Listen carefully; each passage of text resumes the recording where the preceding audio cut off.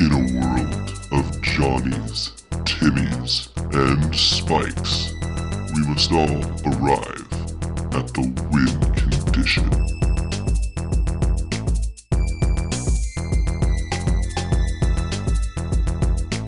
Hello again and welcome back to the Win Condition podcast. My name is Sean. I'm your host. I'm joined by my co-host Greg. How's it going, Greg? Doing well today.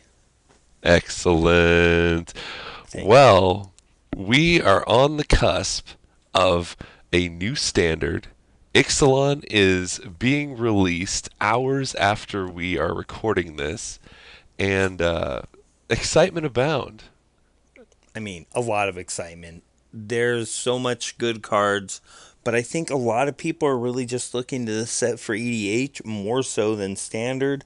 But the change of standard, losing BFZ and Shadows Innistrad, it's just going to change the format so much.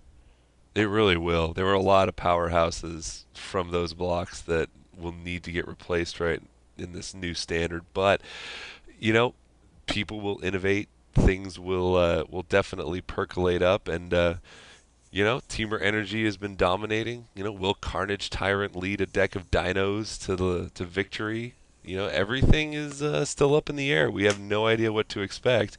The only thing that's almost guaranteed is the fact that when Pro Tour Ixalan comes around, there will be a mono red deck there. Yeah. And Ramanov Red is still a thing. There's definitely some big speculation for Modern getting some big improvements. Yes, yeah. I think that Legion's Landing, for one, is going to be a big player. It's a pretty good card.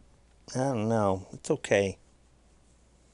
It does give you a lot of endgame for the control deck. Anyhow. True. Anyhow, well, what we're going to be talking about today, we're going to go through a couple different segments here. We're going to start out with Lore Corner, where we recap the Magic story for this week. Then we're going to follow it up with some news and announcements. And then we're going to talk about our plays of the week, what we've been doing this past week in Magic. And then we're going to close up with some quick picks. Some financial suggestions and predictions for you guys. So, but first, let's lead off with something that we are very passionate about, and that is the Magic story, the lore behind the game. Right. And this week, we follow a different tribe from the ones that we have been used to so far on Ixalan. What tribe are we following now, Greg? I don't know. They're people of the sea, but they're people of the jungle here. I think they're the tribe of Merfolk. It's like they're blue, it's like they're green, and it's like they're really cool. Yeah. So we get a lot of good, interesting information. So, for instance, all of our big Who's a Do's It Merfolks, their names are not their names. They're the rivers and tributaries that they take them from. So, Right. for instance, Tishana is the shaper of the river Tishana. Kopala is the shaper of the river Kopala. Right. And each of these rivers kind of have their own kind of jetties and streams and how they flow. And the type of people that embody that is who becomes the shaper of that river. Right. Right. And we learned that these merfolk have been on Ixalan longer than any other Anybody. race that we've seen so Yeah. far. Right. So much, so old, such that the nature around them, the trees, the roots, will move for them. Not because they have to. It's because there's a mutual understanding, a mutual respect between merfolk and nature, such that one will serve the other whenever when they need it. So it's a good relationship they have. But we start off with Kopala, represented on the card Kopala, Warden of Waves. So when we start, they mention the way the merfolk will address these other tribes that you've seen on Ixalan. You have the beast masters, who, the ones who ride the dinosaurs, like Huatli, who we've seen before. The bloodsuckers, obviously the vampires, Vampires. right? But they consider themselves even greater than all those other races, as they have been here much longer, and they know Ixalan on a deeper level than any of these other tribes could possibly hope to. So we have 9 tributaries, 9 shapers, and we get to meet 3 of them this story. Mm-hmm. And Kapala being the first one. It seems Kapala has been kind of a thinker. I wouldn't say a dreamer per se, but Kapala likes to think in the form of what ifs. Definitely theorizing things that can happen, not definites. Yeah. So I don't know more so how to explain it. I mean, do you have any way to kind of talk about Kapala specifically and how he behaves? Kapala tends to take his time, think about things through. Meticulous, I would think, but calm. Yeah. Well thought out in what you say. So yeah, that's kind of Yeah. what I'd say Kapala is. Okay. So we join Kapala, and he is meditating, and he can feel the the heartbeat, so to speak, of Ixalan. Um, and as he's meditating with Tashana. Even though he's not physically with Tashana at the time, he can meditate, over the course of the whole continent. Mm-hmm. And so he is meditating with Tashana when they're feeling the beat of Oroska, and all of a sudden, this beat skips, the pulse skips a beat, and this completely is unheard of. Like there's a disturbance in the force, so to speak. So much so that it one beat off causes some worry, and Yeah. so he breaks out of this meditation, and Tashana's not far physically, and Tashana actually comes and meets with Kapala, and Kapala asks Tashana, "Could you feel it?" And she says, "Yes." Mm-hmm. "What is it?" Um, and and so all of a sudden now they begin talking about Oraska, the lost city, the golden city. Um, so there's this, you know, I don't know how would you describe Oraska? How the Merfolk view this place? Um, well, they see it as a place of fear, and a lot because of what happened the last time the Infinite Sun was activated, almost wiping them out completely. So they see it as this place of power, but they were given a role on the continent of Ixalan to protect it above everything else and to never use the Infinite Sun. Right. So only a few of them actually know where Orozca is, and it is their sole purpose to protect it. Right. Right. And so this disturbance that they feel sort of clues them in that there are people trying to Find seek it. out Oh yeah. this city. Yeah, they're invading, and it is these merfolk's duty to protect this city from invaders, protect the sanctity of Eroska, and then, like you said, never to actually use its power, but know that it is pretty much almighty and that you need to protect it from anybody else, because if it falls into the wrong hands, it could be devastating. It Well, will be devastating. yeah, it will be devastating as we've seen already. Yeah. Right. So in comes this third shaper, Merfolk. Yeah. and this shaper is named Kumena. Yep. And how would you describe Kumena? Kumena's a little different from Kamina is Tashana and definitely a Kapala. lot different than Tashana and Kapala. If you actually look at the artwork on Overflowing Insight, I believe I have been taken to believe that that is Kamena. He is very sharp. He's rigid, pointed. direct, abrupt, strong, powerful, willful.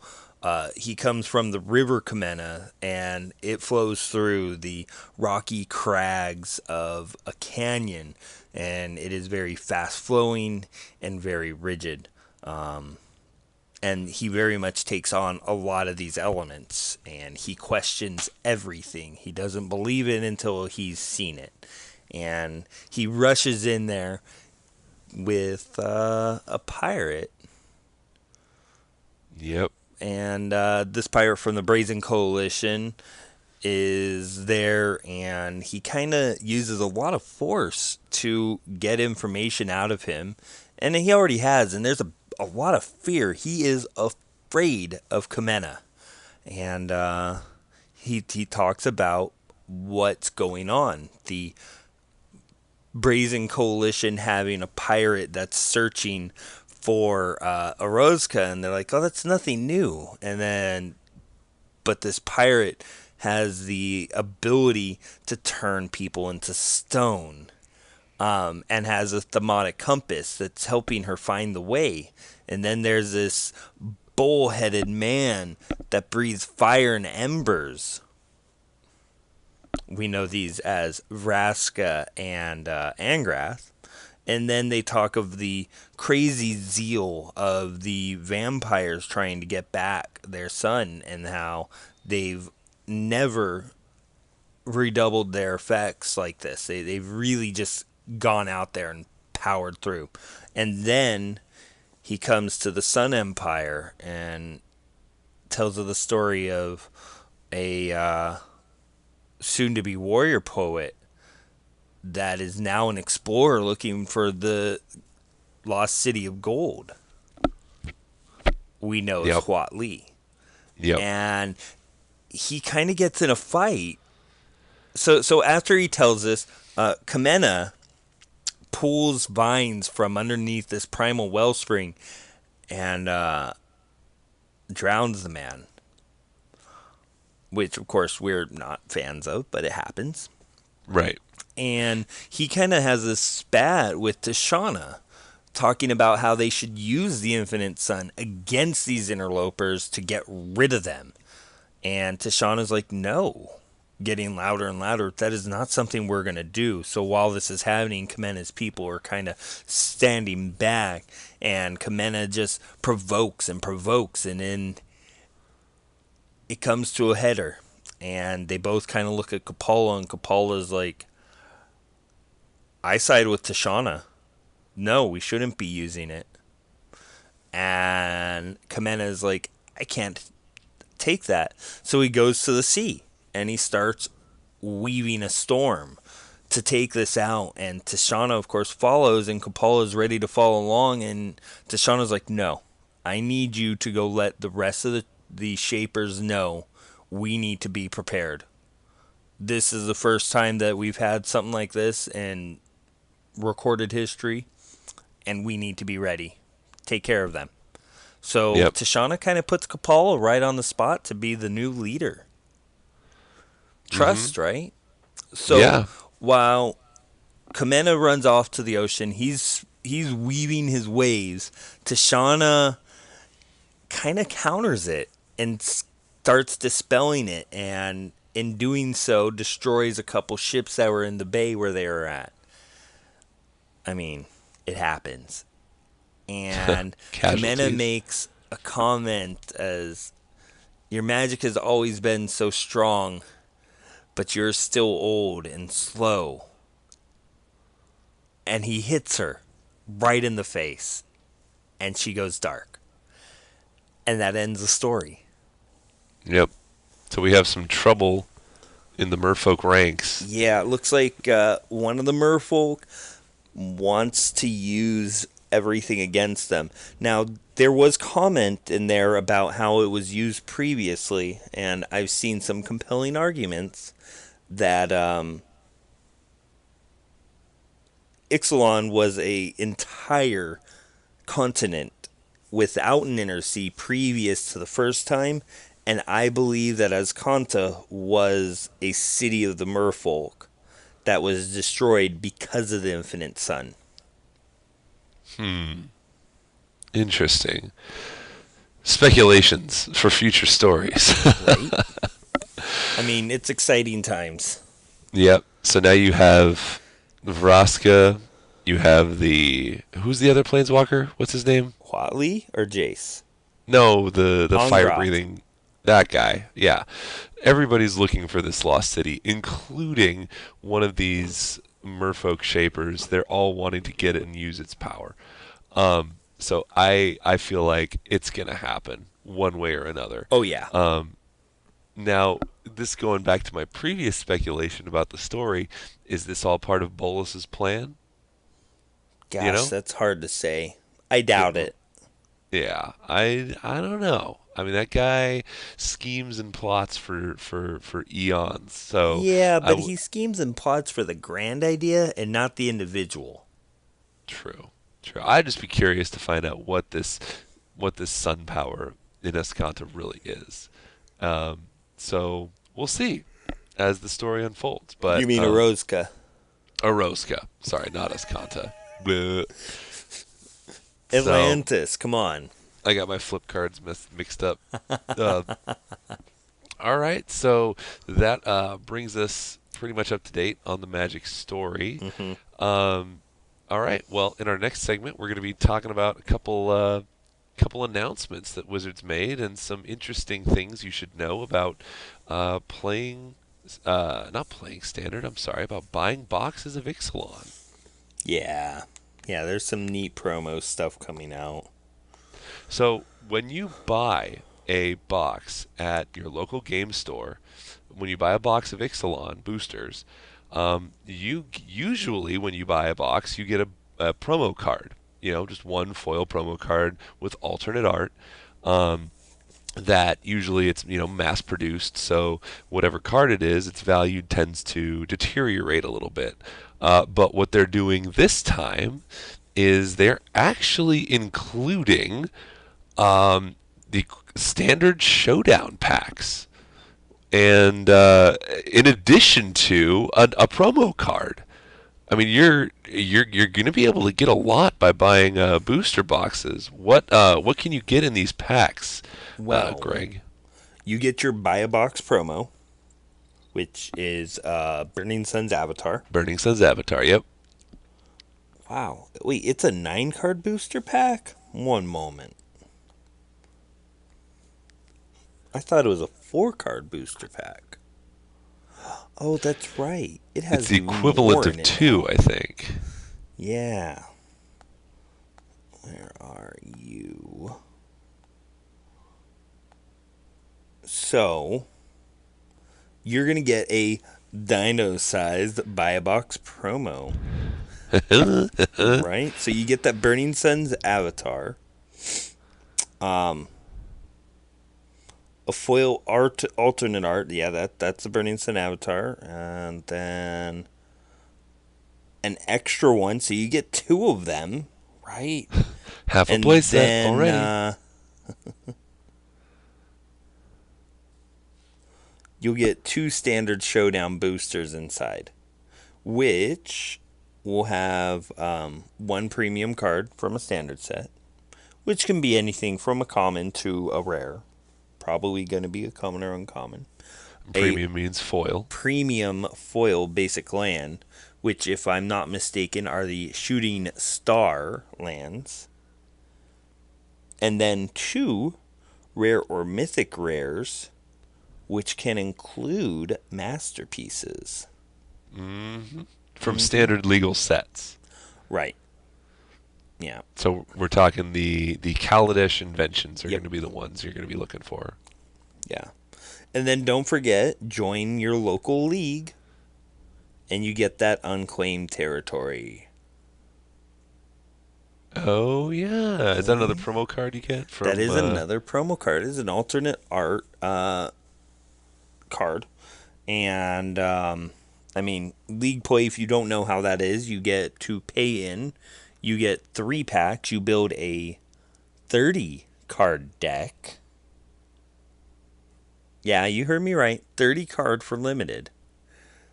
And then each week you play, you can pay to add a pack. If you lose 3 weeks in a row, you can also add a pack. I mean, of Oh, course, you that's have to good. buy it. It's really cool, though. And then payout, of course, is set up by your store. Right. So if you can go to your store consistently and play, League play is great. And then Right. also you've got draft weekend this upcoming weekend, the release weekend. You get Mm-hmm. that foil Bishop of Rebirth. Bishop of Rebirth. Oh yeah. Yeah, yeah, it's pretty exciting. Just You get some of that. the cool promos you get with Ixalan, right? There's a lot of Yep. stuff. Get that pseudo Sun Titan alternate art foil promo.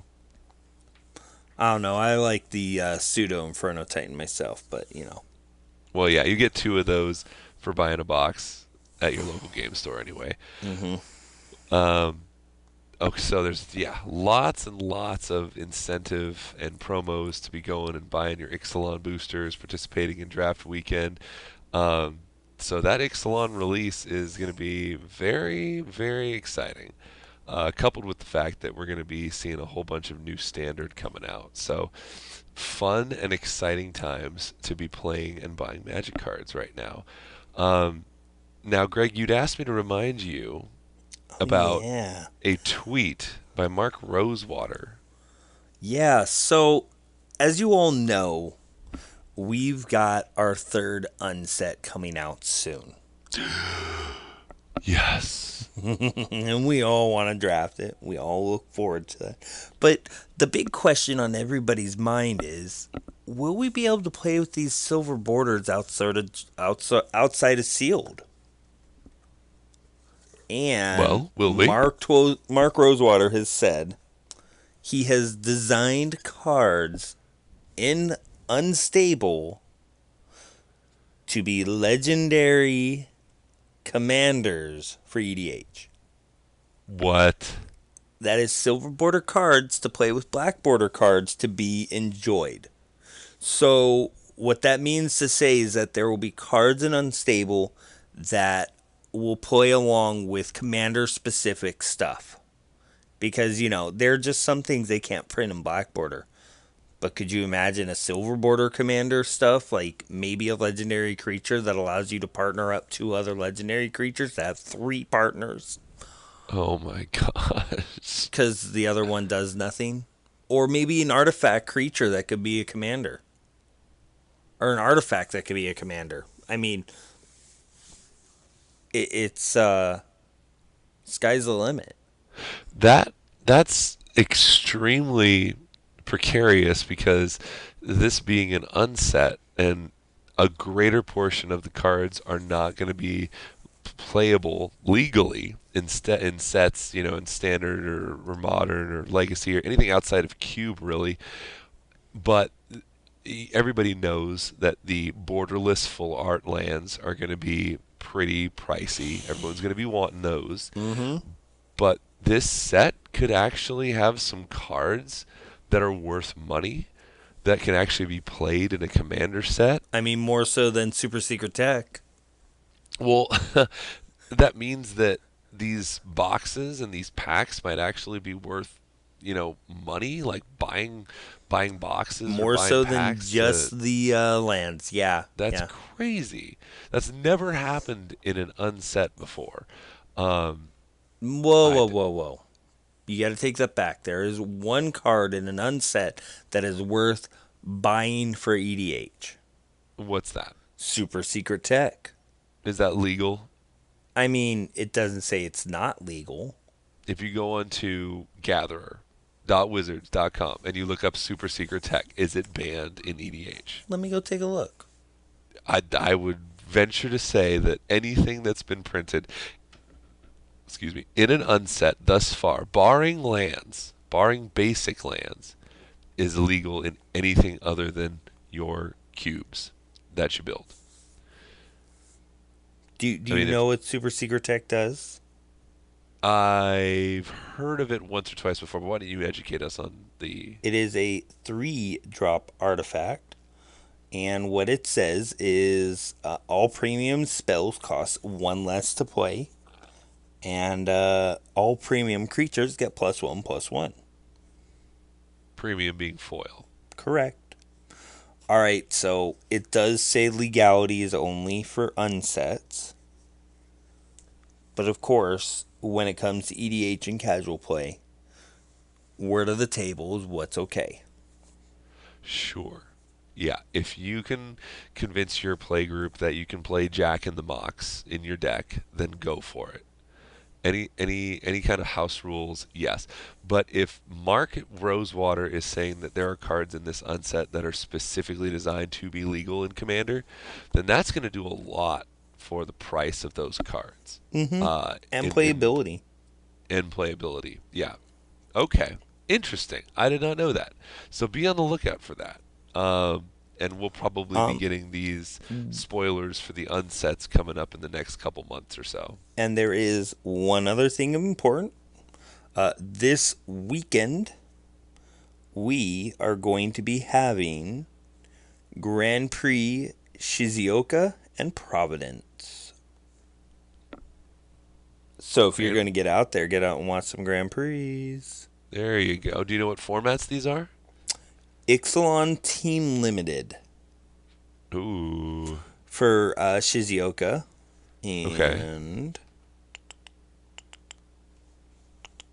Providence is also going to be Team Limited. Okay, that makes sense. Ixalan's just released. And get to see Ixalan drafted. See what's really big. This is going to be a big weekend. If you've got cards you think are at a good value for you right now, we'll talk about that later. Yeah. Yeah. And then just, looking ahead, you're going to have the Star City Games open, the first standard event that will be on Twitch for coverage if you want to watch. That will be not this weekend, but the following weekend. You'll get to see what some people are brewing with. But probably not everything, as people like to keep their super secret tech on the DL until I the think Pro we're Tour going to happens. see a lot of energy decks, honestly. I think we'll see a lot of energy decks. I think we'll see a lot of dinosaur decks. I don't think that everybody wants to play with dinosaurs. Pirates is where the tech is. That fellowship is so good. See, I think pirates are definitely more along the lines of a techie deck, like you said. I think blue-black control could be seeing some time. I mean, hostage takers so strong. Right. But until you find something that, just by itself is stronger than Teamer Energy, it's gonna be a hard battle to fight. You mean it might be trumped? It might be trumped, yes. It's going to be an extremely hard thing to do because Teamer Energy is so strong on its own. So we'll see. Maybe Ramen Up Red and Teamer Energy will have to duke it out. We'll see what happens. Or maybe they'll get married and make something new. Oh my gosh. Yeah, I'm still talking about Soulscar Mage, man. I think Soulscar Mage is sick. I think there's going to be a mono red deck too that isn't necessarily Ramunap red. We'll see. But yeah, we'll see.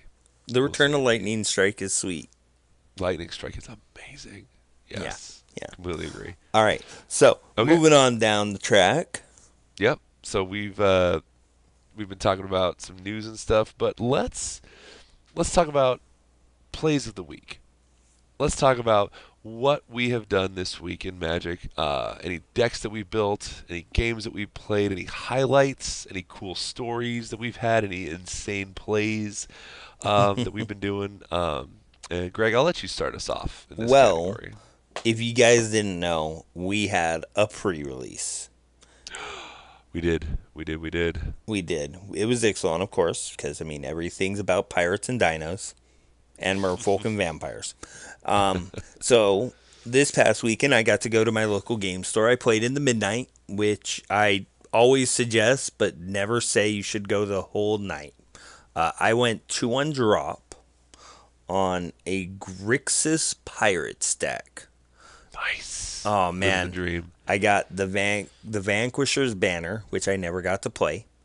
2 fell ships, though, which is the 3-drop pirate ship that gives pirates +1/+0. Has a crew of 3, and whenever it deals combat damage to a player, they discard a card. It's really good. Then, to top it off on that, I got a Raider's Wake.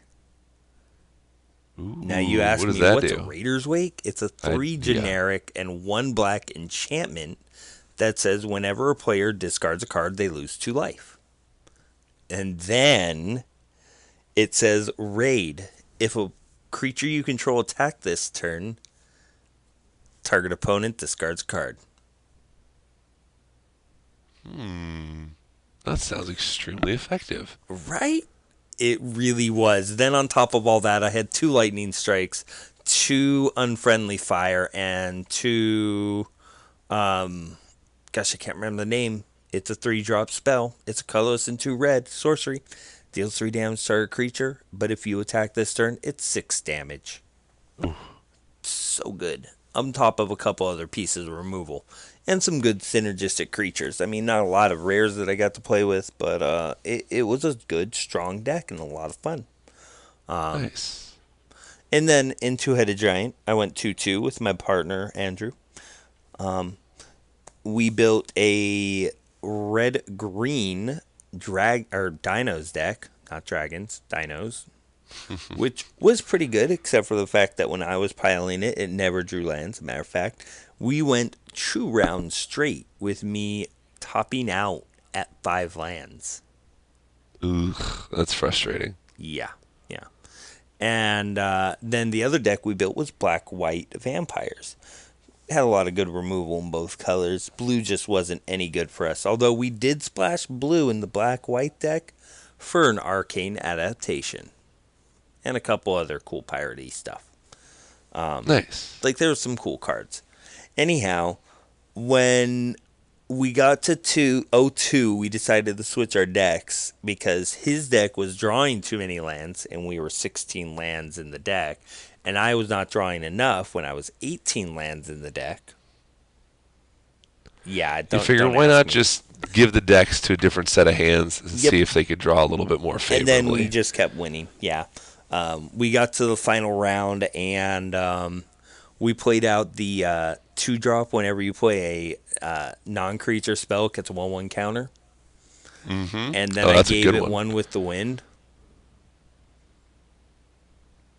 And we kept swinging with it. And then I got the 1/2 vampire that when it attacks, each opponent loses a life. And I gave that a 1 with the wind. And what does 1 with the wind do again? It's a 1 generic and a blue. Enchant creature aura. Enchant a creature gets +2/+2 and flying. Oh, nice. So that, along with the fact that it's a non-creature spell, made that thing like a 6/6. It went to like a 4/4, and then a 5/5, and then a 6/6, and then a 7/7, and then they were dead. Wow. Nice. And each time, like, the problem came down is they tried to do, like, removal stuff, and then we're like, pounce, which is a 2-drop instant. Target creature you control fights target creature you don't control. Nice. They didn't get to keep anything on the board. We just annihilated it. I think we actually won on turn 5. God, fight spells get like so much better when they get cast at instant speed. You know, combat tricks. It's actually really good. Right. Pounce is a good card. I actually think it may see play in standard with some of these enraged creatures. Like, man. Ripjaw Raptor. Yeah, I mean, it's already shot up in price. Yeah. Or that 2/3 search for a land. Ooh. That's another good one. I mean, even just Carnage Tyrant, because it's just a huge body. You can pretty much kill anything with that guy. And as long as it doesn't have a 6 power, you know, Carnage Tyrant will survive. That's, that seems very, very, very devastating. Yeah. So nice. It was pretty enjoyable. Had a lot of fun. And then, after all that, I got to go play EDH at my local game store. We do it on Monday nights. We play pretty casually. So I've got this Drago deck that I've been toying around with, and it's kind of been this artifacts, spells matters kind of deck. And I recently got to add in Primal Amulet, which, if you don't know, makes instants and sorcery spells you cast cost 1 generic less. And each time you cast an instant or sorcery, put a charge counter on this. When it has 4 charge counters on it, transform. Well, I was having a lot of fun with this game, and one of my opponents had played a Mind's Dilation. It's a fun card. Right? And I was like, well, that's a fun card. I'm going to use my planar bridge to copy it. So I had a copy of Mind's Dilation with a clever impersonator. So we kind of had some fun for a couple turns where people were playing things, he'd play things, I'd play things, then he'd play things off of my deck. So a lot of spells were getting played for free, instants and sorceries included. And then ultimately I ended up getting his clever impersonator, so I had 2 Mind's Dilations while he had 1. It got a little dirty. I played a lot of spells. Yeah. And then I got to flip my Primal Amulet into a Primal Wellspring. On top of all this, I got to retain and keep a Swarm Intelligence. It's a brutal card. Which is really, really good. So if you don't know what any of these cards do, Swarm Intelligence is a 7-drop that whenever I cast an instant or sorcery, I may copy the spell. Primal Wellspring is a land that taps for any color, and then any instants or sorceries that I cast using that color, that mana, I get to copy. So good. After drawing a bunch of cards, I had this Tamiyo's Journal where I go and search a card out of my deck. I'm like, okay, I'm going to go search for this card that's really good. It's pretty recent. It is a Torment of Hailfire, which is an X double black sorcery. Repeat this X number of times where each of your opponents either have to sacrifice a non-land permanent, discard a card, or lose 3 life. So I got to cast that for X equals 16. And then copy it, and then have another copy on the stack.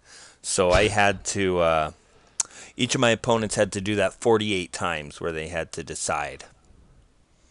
That's brutal. It was really brutal. The life gain deck tried to get out of it with a Beacon of Immortality, but it just was not enough. Yeah, when you're tormenting that much Hailfire, even if you have a bunch of creatures out in the battlefield and a bunch of cards in your hand, you will eventually get swallowed up and completely eliminated. Yeah, it was too good.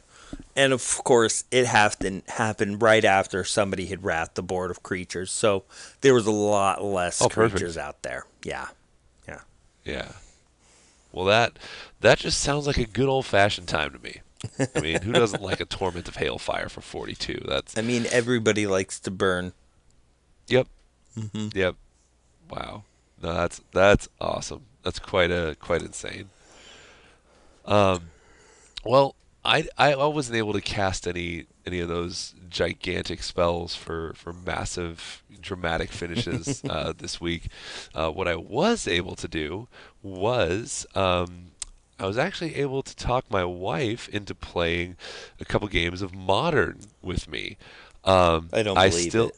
I still have my Grixis Delver deck from that PPTQ a couple weeks ago, and since my wife really took a liking to Abzan, we actually did buy quite a few boxes of Khans of Tarkir when that first came out, and then started flipping fetch lands into more boxes. We kind of went a little crazy.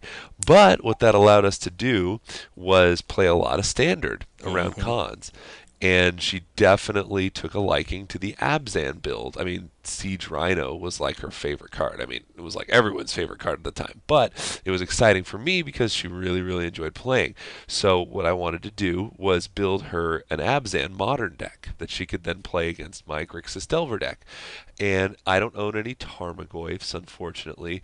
But what I ended up doing was just looking up some decks, seeing what some really good cards are, and I built her just kind of like an Abzan good stuff deck. And it went through a couple iterations before I actually handed it to her to have her play, but kind of just a brief rundown real quick. Well, I'll just fire off the deck kind of here. 4 Noble Hierarchs, 1 Dark Confidant, 2 Scavenging Ooze, 2 Grim Flayer, 1 Voice of Resurgence, 1 Rakshasa Death Dealer that I was actually debating putting a Warden of the First Tree in instead, 2 Kitchen Finks, 1 Eternal Witness, 1 Mirren Crusader, 1 Liliana Heretical Healer, 2 Tireless Tracker, 2 Renegade Rallier, 1 Sin Collector, 2 Siege Rhinos, 2 Lingering Souls, 1 Collected Company, 1 Sorin Solemn Visitor, 1 Liliana of the Veil, 1 Restoration Angel, a Path to Exile, an Abrupt Decay, a Maelstrom Pulse, and 4 Thought Seizes, 1 Court of Calling, and a Painful Truth. So kind of all over the board, but she did manage to beat me 2 games in a row. I just found out that Kitchen Finks is extremely hard to deal with the Grixis Delver deck. But it was super, super duper fun. She really got excited when she found out how flexible the mana base is when you combine the fetch lands with the shock lands. And Renegade Rallier is just such a great ramp card when you use it just to get your fetch lands back. I mean, forget trying to get like a Noble Hierarch or a Scavenging Ooze or a Grim Flayer even back. But it was really, really fun, and I was just overjoyed that she enjoyed playing. I'm sure there'll be many more games to come, and we'll evolve this deck a little bit here and there. But that's pretty much all the Modern that I got to play. Or all the Magic I got to play this week, but definitely worthwhile. Some quality games, and really looking forward to, keep on the dive into Modern. This Eternal format, non-rotating. Hopefully, not too much more bannings happen, but yeah. You're talking really, about Modern. Come on. I know, right? Just wait for Mox Opal to get banned. I'm sure. We'll find out tomorrow. I know, right? I have a foil Darksteel Arcbound Ravager that I'm actually trying to get rid of for some good value. So we'll see how that shakes out. I might try to turn it into just some cash so I can get some more Ixalan, but I don't know. It's a hard one to see say. Where that goes. It is. It's really, really good. I don't know how much play it would have in a commander deck or an EDH deck that focuses around the right deck would have it. Yeah, I could maybe see that happening, but I don't really have much use for it, so it seems like a very good way for me to actually get some more value, so I can get some more cards that I actually know I'm going to play with. But wow. Anyway, yeah, so that'll pretty much do it for our, what we played this week in Magic. And then finally, we wanted to talk a little bit about some quick picks. Some pricey predictions of Magic cards that we think will either be fluctuating very shortly, or cards that you should be picking up right now, or cards that you should be selling for value before something bad happens. Yeah. Why don't you take the first card for this segment, Greg? Well, I mean, everybody's talking about it, and that is Carnage Tyrant. Oh, yes. Rawr. If you haven't looked at buy list prices, it's not buying for high. I think most places are buying it around $12 right now. But it is still selling at $28. If you've opened one of these, pass it along real quick. I have a strong feeling this card is going to subside to be around $15. Agreed. But if you can get them out of your hands to get other cards, I would do it. Ixalan is prime candidate for good trade bait. There are so many cards at a low price right now, especially those flip cards and those legends. I got a Tashana the other day for $2. Nice. It feels good. I mean, it seems like it's an only an EDH playable, but in the right deck and standard, it may even see play. Could you imagine seeing that in Temur Energy? We could be seeing even just a Simic deck come up. There's a lot of really good blue and green cards. I mean, even a Bant deck. There's a lot of possibilities. Nobody knows yet. Anyhow, Carnage Tyrants is one thing that I would suggest. If you can, sell them off. Also, looking at the foil multiplier, it is not big. We're talking 27 to 42. It is not a huge jump. No. Yeah. No.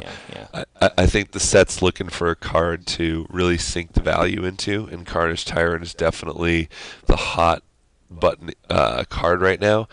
So yeah, if you have them, definitely immediately look to other people in the room and say, "Do you want to trade?" Yeah, I'd be more than willing to hey, trade this Carnage Tyrant for a couple of fetch lands or something. maybe get a pair of growing rights of a Tillamook. There you go. If you play ADH, I think that card is just gold right now, and it's cheap gold. Yep. $14 feels like a steal for a cradle. Yep. What's the foil price on that right now, The Greg? You told foil that to me, right? price on that is around $40 to $45. Now that's a little healthier of a multiplier right there. If you have not seen these legendary foils for the flip cards, they are beautiful. They're simply gorgeous, and yeah, buy them. I mean, Yep. $40 still seems like a deal. I think that growing rights, it's been sort of a roller coaster already when it was Oh, yeah. previewed. I would say I think at the first price it came out at was around 16, and then it kind of ballooned up to 20, and now it's kind of settling back Well, down. the foil price ballooned up to 60 at one point. Well, yeah, and that's all. This is all just pure speculation and hype. Obviously, nobody has seen this card in any decks yet. It could turn out that this is a 4 of in every single good standard deck that's out there. I don't know. Whirler Virtuoso could make this card really good. And that's what I was going to say. Oketra's Monument with this could make things really good. That new legendary vampire that poops out tokens could make this really good. I mean, there's plenty of opportunities for this card to be insane. It does have to flip.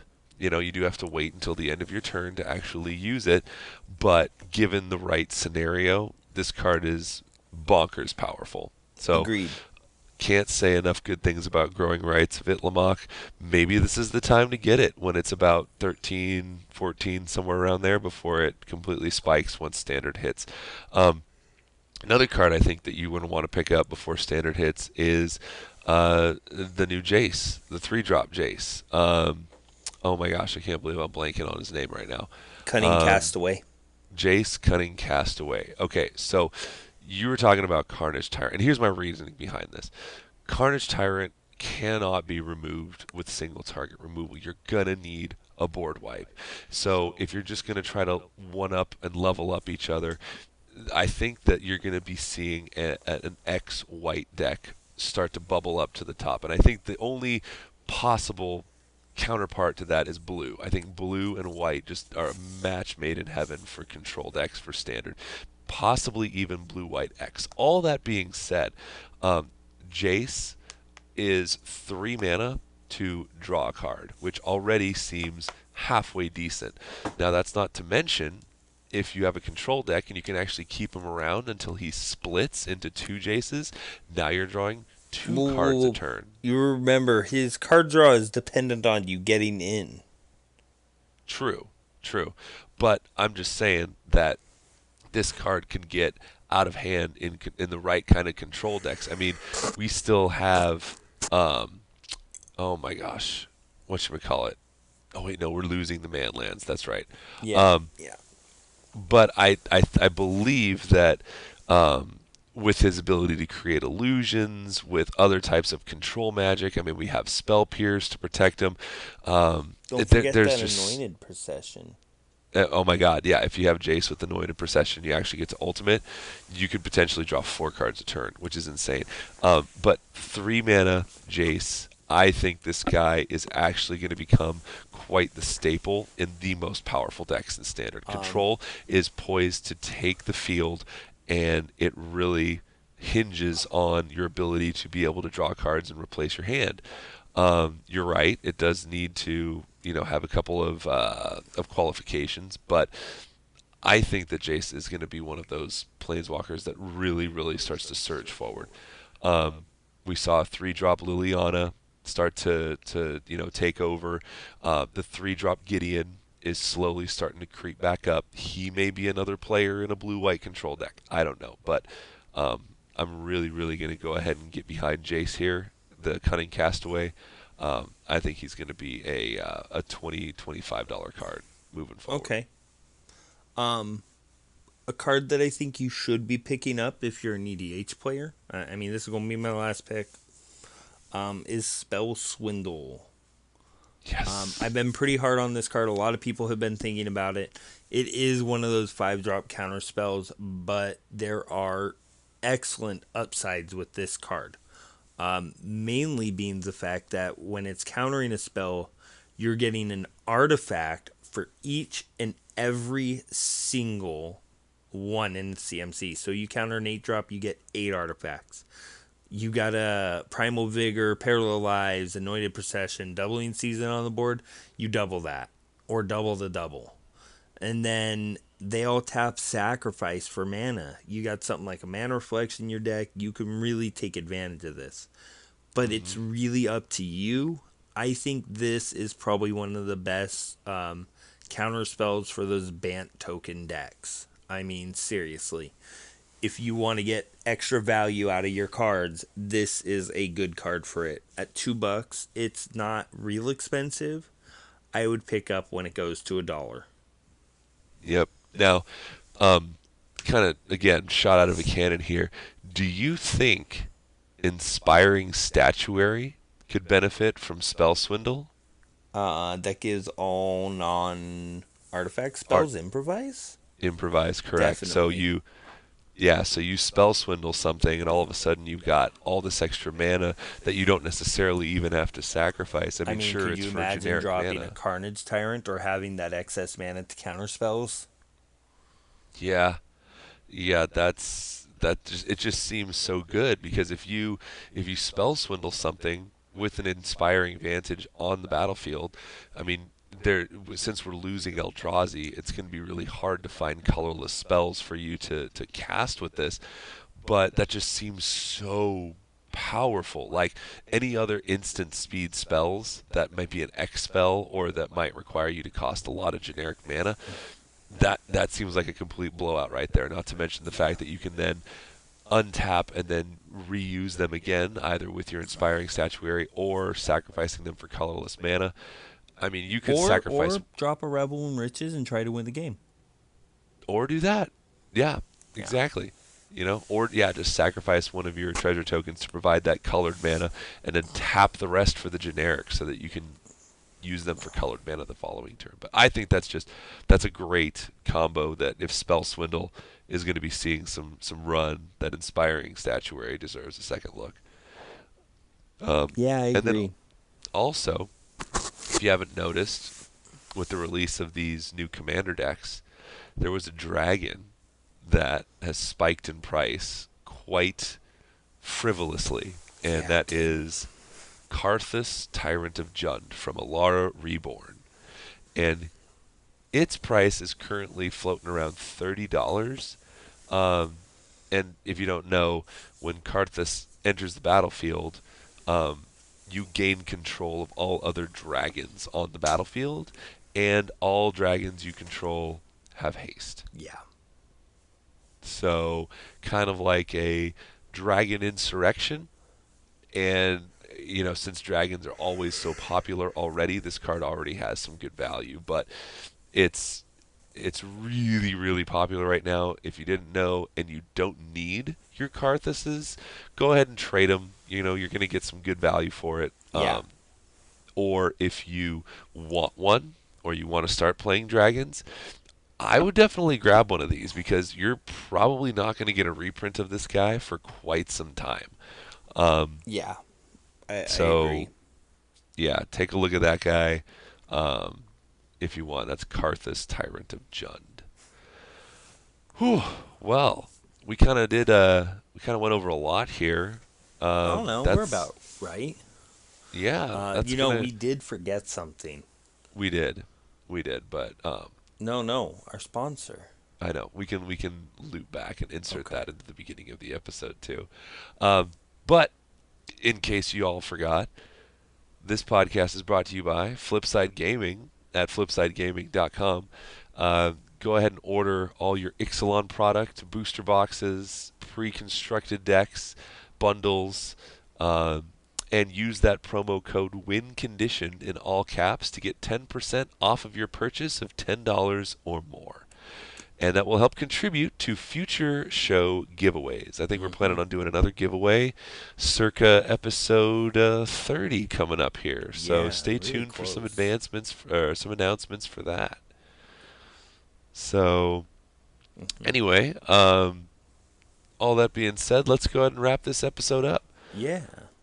You can find myself at MTG_Sean on Twitter. You can find me at NoobSlasher2003 on Twitter. And you can find the show at The Win Condition on Twitter. You can also find us at thewinconditionpodcast@gmail.com. Drop us a line. Let us know any questions you may have and any suggestions of anything you might want to hear us talk about in the future. So, all right. Well, I think that'll do it for us. You guys have some fun out there adventuring and finding a Rosca. Yep. Hunt for that treasure. Find those merfolk and ride them dinosaurs. Hey, use your dinosaurs to crew your ships.